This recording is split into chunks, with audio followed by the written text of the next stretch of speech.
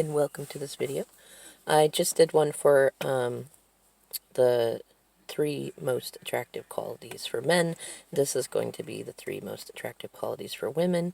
It is a part of the Divine Partnership Coaching, but also its own standalone video. So, in my practicing being pithy, I'm going to keep it to these 3. The most attractive qualities that... this is partly from personal opinion, so make sure that you check out multiple people, multiple coaches and experts and just regular people, which is what I've done, and this is where I've gotten this collective opinion about what men and or masculine individuals find most attractive in feminines and or women. And that's nurturing, love without ulterior motives, and self-worth. That doesn't mean these are the only attractive qualities. They're just the top attractive qualities to a mature man, divine masculine, somebody who is on their healing path and is healed in many ways and walks beside, not a trophy wife or somebody to just keep him from being alone, like a breathing body, like a man who wants a partner. These are the attractive qualities that he might not know that he's looking for, but these are what he wants. And in that nurturing, there's often a confusion, like a man doesn't want you to treat him like a child, like to nurture him and tell him what to do and try to keep him out of trouble and to help. Like, what men find attractive is when you are the sort of nurturing to where you are a mother, but you are not his mother. You're nurturing to yourself, and you're nurturing to him, and you're nurturing to children, yours, others, etc. Like, you have just that mothering quality of nurturing without helicoptering or hovering or being the devouring mother. You are, and especially in terms of in relationship with him, that you are the kind of nurturing where you intentionally nurture him in ways that bring him back to himself and that don't trap him into being dependent on you, which can happen with toxic femininity a lot. That's how we're taught to get a guy, trap a guy, and needing him to need us and playing into our own insecurities. That's not an attractive quality, but what is attractive is when you nurture him in ways that bring him back to himself, that help him learn that home is him. He is home to himself, and by doing that, you will help him see that you are also home, but it won't be the unhealthy kind of, I need you and I'll be trouble on my own kind of home, but the, I enjoy the warmth of being with you because you do lead me back to myself and show me that I am worthy and that I am capable and that I am a good person and that I am worthy of this kind of love from you. And within that nurturing is also having the faith that, having the kind of faith where you see his inner being. You see who he really is, and most especially when he's not seeing it himself. And whether that's him being caught in anxieties, or if he's just feeling nervous about pursuing a dream, or even times when he's being a jerk. Especially that, which, you're going to have to build your own ability. This is why it's so important as women to have enough self-worth that we have reasonable boundaries, that we can tell the difference between when we are being codependent with somebody who is toxic versus when we are being nurturing and faithful to somebody who is just kind of caught in a momentary loop of healing where they are displaying toxic behaviors. Because it is a very attractive quality when you have a woman who, even when you know as a man that you are behaving in ways that are not deserving of the kind of faithfulness that your partner is showing you, that you also know that she is doing it not from a place of codependence or desperation, but because she genuinely sees who you really are, and not in a sense of who she wants you to be, but who you really are. Kind and generous and self-loving and self-caring and able to give and receive feedback and to ask for help and to give help and um, to be a good person in general, a good man. To see that in you, like, think about it. As women, we like to feel that too. It's not quite our top motivators in most cases, but we like feeling that too. And so men are going to find that very attractive. And there are moments that even they don't realize they're going to test you in that. And especially if you follow the divine partnership coaching, there are videos that I've done and I'm going to do to where, when you are on that sort of a path, they are going to hit a dark night of soul period to where they're going to show you the worst of themselves. And they don't even know that it's a test for you to see what you would do if they fell into the worst of themselves, which is their worst fear. Like, what if I do these jerk things? What if I make mistakes? What if I fail? What if I get myself into such a situation that I do need help and get back out? How will this person respond to me? How will they receive me? Will they support me? Will they still see the good in me when I can't see it in myself? That sort of nurturing, that sort of faithfulness is highly attractive. And on top of that, when you combine that with doing your own healing work as a woman and letting, healing any sort of codependent needs, and to really start learning about toxic masculinity versus divine masculinity, and recognizing that a lot of the ways that we would, like as a woman helping another woman, can actually be quite emasculating for men. Like, one of the things that I had to learn even was, like, especially as an 8 type Enneagram, and it's good to learn self-assessment tools like that, like the Enneagram, is that I am a bookworm. I am a consumer of knowledge, a polymath, and I'm also a Capricorn. I like efficiency. I like to know what the quickest and most efficient way is to do it right the first time, going from A to Z as quickly as possible without losing things along the way. And for a long time, I've been that kind of person who is like, I could see from the outside where mistakes were being made, and I would be like, well, you just got to do this. Or it's just that easy. Just do this. Just do this, and this.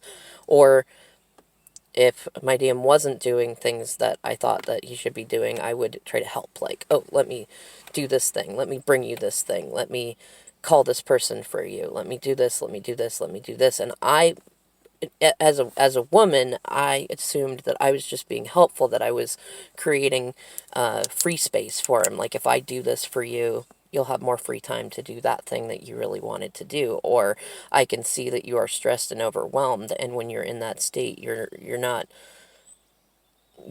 seeing that you have time and space to do these things, so let me do this for you. Or I've been very like Sarge like in my life, and going, well, just do it, just get up and walk it off, and a lot of women even get into that, and a lot of us women get into that.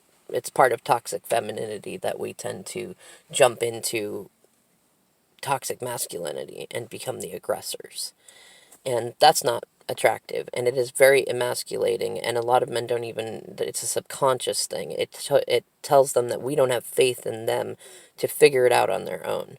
And as a man, as a masculine, no matter how, even if your man is a divine feminine, even in that, like, they need to know for their own healing that they can do anything on their own, that they don't need a partner to do it. And when we do all these things for them, it sends the message that we don't have faith in them, which is why I'm saying that nurturing and the faith are such an attractive quality in women, in feminines. Next is love without ulterior motives, which is unconditional love, but it's also important to recognize that, you do want things, you want them to reciprocate. You want to be with them. You want to be their walks beside. You want to enjoy the romance with them and stuff. But otherwise, you don't have an ulterior motive, which means it's a very attractive quality when you have a woman slash feminine who genuinely wants to build you up. Who is practicing that nurturing, who cares about what you think and what you feel, and isn't looking to know how you feel or how you think about things to somehow use that to manipulate you. They just genuinely enjoy knowing what you think, what's on your mind, what words come out your mouth, and what your story is, the good parts and the bad parts. And it's also very attractive to a man to know that he can be safe being vulnerable with you in whatever form that comes across for him. It could be sharing anger. That's actually a very hard thing for men, because men often get pegged as being aggressive when they're being angry. And so it's a difficult emotion to really process and rectify. And it requires a woman who has healthy self-worth and self-esteem to be able to hold space for a man expressing anger and not take it personally. And that requires the ability to love him without having an ulterior motive, to let go of that reactiveness. And likewise, it could be for men, the ability to be sad, or to share tears, or fears of past future stuff, for men especially, sharing when they feel afraid is a very difficult thing, because it comes across as it might be a weakness. And being able to share any sort of childlike natures that are still in there. We all have them, all adults, men, women, all of us, we have it. And embracing it feels so good, but we get so caught up in this court of public opinion about needing to be adults, needing to be the man, needing to be the woman, all of that nonsense, that we don't allow ourselves to play and be creative and experimental, which is so very healing. And so when a man finds a woman that, he can test her in any which way and see that her love does not have ulterior motives. She's not trying to soften him to get things out of him. She's not turning away when he's not being loving, and she's not trying to mold him into some perfect being. That's a very, very attractive quality. Lastly, one of the most attractive qualities that men look for in women, or at least subconsciously look for in women, is women who have a healthy amount of self-worth. And it's important to note healthy, because it's a balance. Because excessive self-worth can be narcissism, and overt narcissism. But likewise, on the other side of that, a lack of self-worth can create covert narcissism and victimhood, damsel in distress syndrome. And a lot of men in their own karmic / toxic cycles will think that that's what they need, is to feel needed. And really, it's quite exhausting. It's quite exhausting to be with a partner who has constant emotional needs, who isn't motivated to care for herself, or care for the home, or be nurturing and loving without ulterior motives, unless he is constantly doing things, reassuring, complimenting, buying things, doing chores, fixing things, reaffirming that he's choosing her. Those are all things that happen when we are caught in our insecurities and we don't have very good self-worth. But it is very attractive when a man comes across a woman who recognizes that she's an empress, and also is humble enough to recognize that she's always learning and always growing and not always right. And even when she is right, she can still be wrong.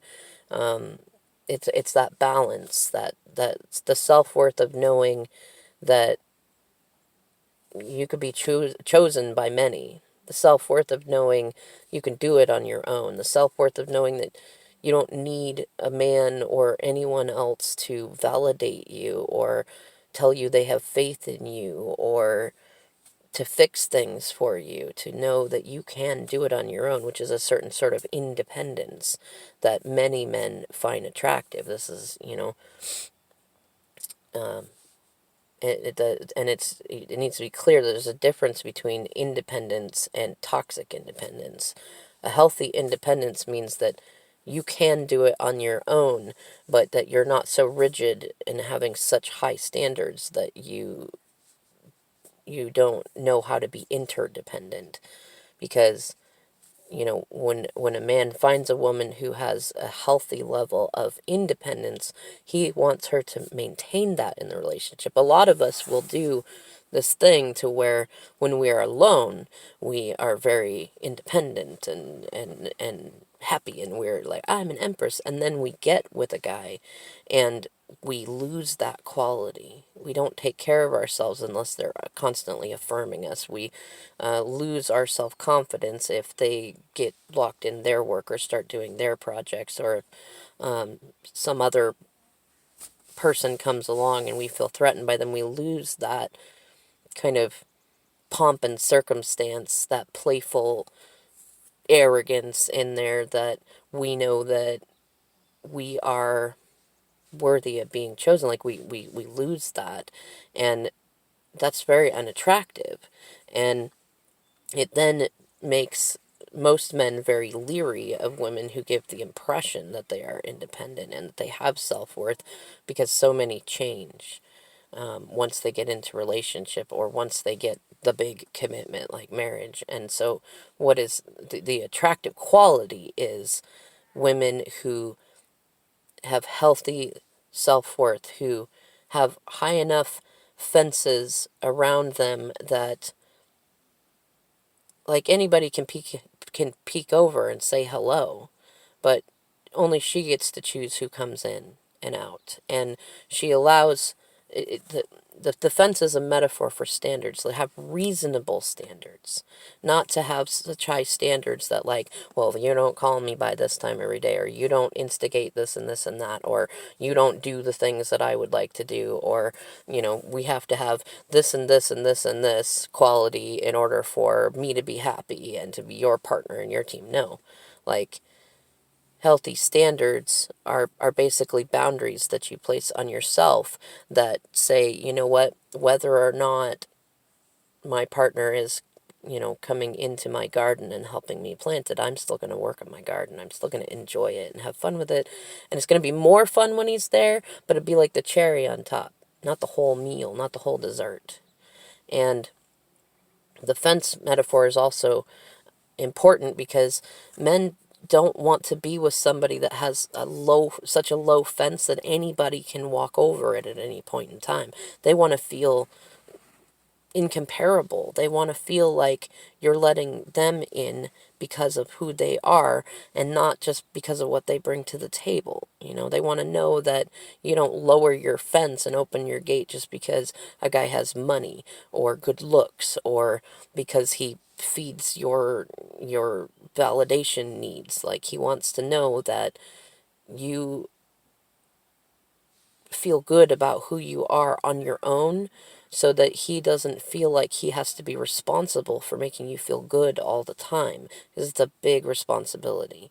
A lot of that is subconscious, but this is why when a man finds a woman who has healthy size fences, who has reasonable boundaries, ones that do make him work a little bit to get up there, but once he gets up there, he realizes it wasn't actually having to work. It wasn't like needing competition. It was simply healing himself and getting his own reasonably high fences. And then he appreciates that process in there, and he sees once he is inside his own fence and inside your fence, and then you have shared fences that you choose him. want him, that you need him in the sense of you need his unique personality, his inner being, but that you don't need him in a codependent way to keep you from being overly emotional or suicidal or failing financially or things of that nature.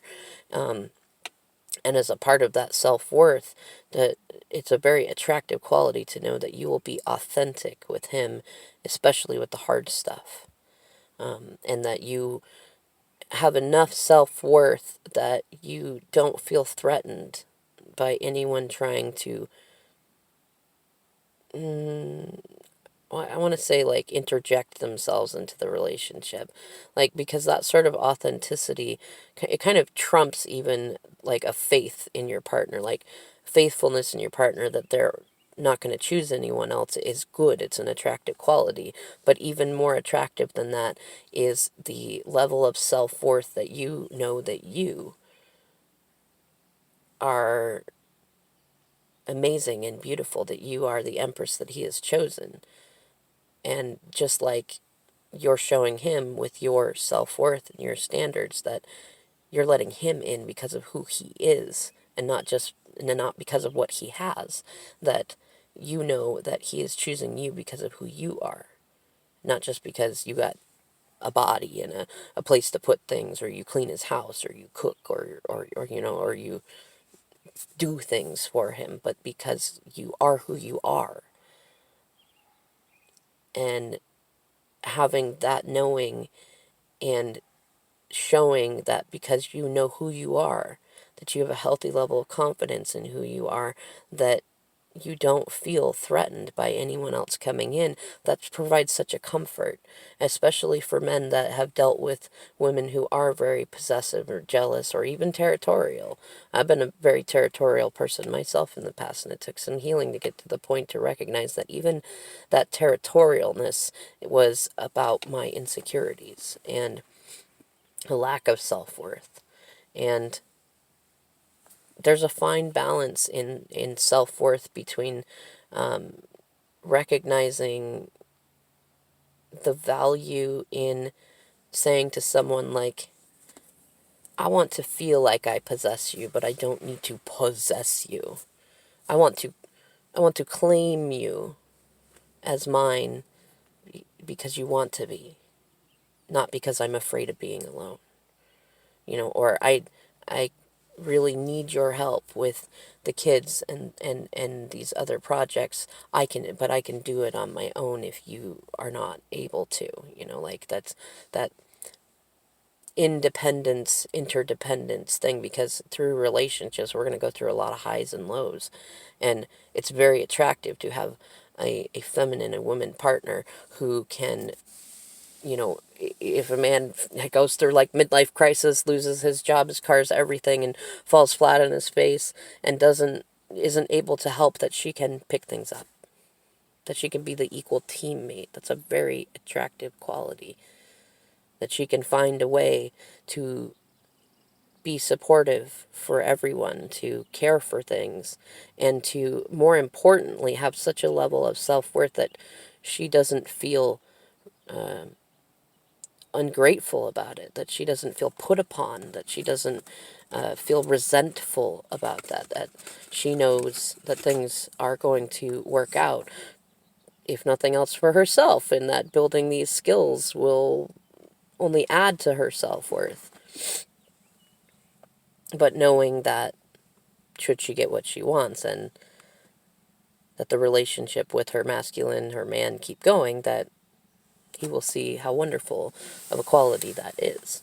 And these are things that you can show whether you have just met who you think is the man of your dreams, your Mr. Right, or what you can show if you've been in a relationship for a while. And all that any of them require is to get onto your own healing path and learn to spot and process and heal your insecurities and mother-father wounds and traumas from exes and things of that nature, which I'm trying to provide an easy pathway to through divine partnership coaching. I don't know exactly how I'm doing, so please leave some feedback in the comments below, or feel free to reach out at any time.